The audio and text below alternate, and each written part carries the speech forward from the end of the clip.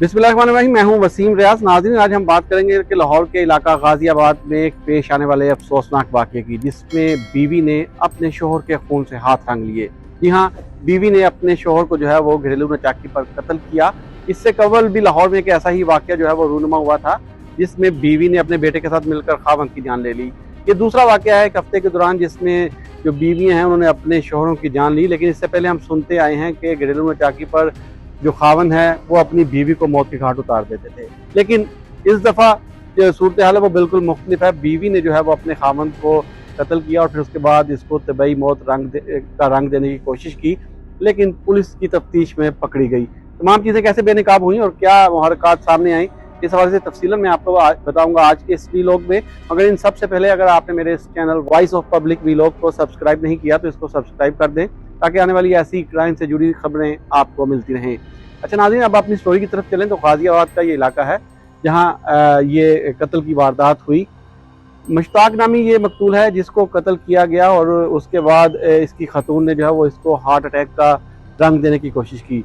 लेकिन जब पुलिस मौका पर पहुंची तो मौका से जाए वकूआ से मिलने वाली शवाहिद और तफ्तीश में कुछ ऐसी चीज़ें सामने आई जिस पर पुलिस को जो है वो शक गुजरा कि मुश्ताक को जो है वो इसकी मौत जो है वो तबाही नहीं बल्कि इसको कत्ल किया गया है। जिस पर पुलिस ने मुख्तलिफ पहलुओं पर तफ्तीश शुरू की, जैव वकूआ से शवाहिद इकट्ठे किए और इसमें फ्रांसिक साइंस एजेंसी की जो है वो मदद ली और फिर उसके बाद डेड बॉडी को अपनी तहवील में लेकर इसका पोस्टमार्टम जो है वो करवाया गया। तो यूँ मुख्तलिफ पहलुओं पर तफ्तीश की गई और क्राइम सीन से जब शवाहिद इकट्ठे किए गए तो उसके बाद तफ्तीश जो है वो घर से ही शुरू की गई। इसमें जो मुश्ताक है उसकी बीवी को जब शामिल तफ्तीश किया गया तो फिर तमाम तर हक़ाइक़ जो है वो सामने आ गए। ये खातून मुलजिमा निकली और ज़्यादा देर पुलिस को जो है वो चकमा ना दे सकी।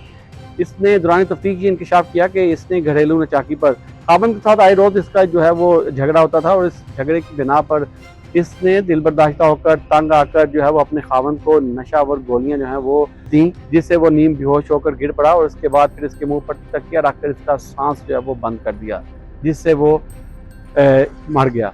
तो इस तमाम कार्रवाई की जो है सूरत हाल जो है वो ये रही, जिस पर खातून जो है वो मुलजिमा ठहरी और पुलिस ने फिर इसको जो है वो गिरफ्तार कर लिया और गिरफ्तार करने के बाद जो मज़ीद कानूनी कार्रवाई है उसको शुरू कर दिया।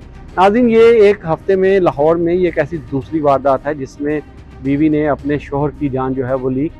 इससे पहले हंजरवाल के इलाका में एक ऐसा ही वाक़या रूनुमा हुआ था जिसमें बीवी ने अपने बेटे के साथ मिलकर खावंद को जो है वो कत्ल किया। उस वारदात का तरीका भी बिल्कुल इससे मिलता जुलता था, जिसमें खातून ने मिल्क शेक में नशावर गोलियां डालकर जो है वो अपने खावंद को पिलाई और फिर उसके बाद अपने बेटे के साथ मिलकर उसका गला दबाकर उसको मौत के घाट उतार दिया और उस बाकी को भी तबई रंग देने की जो है वो कोशिश की और फिर अपने दीगर जो फैमिली मेम्बर्स हैं उनके साथ मिलकर शोहर की जो डेड बॉडी है उसकी तदफीन कर दी।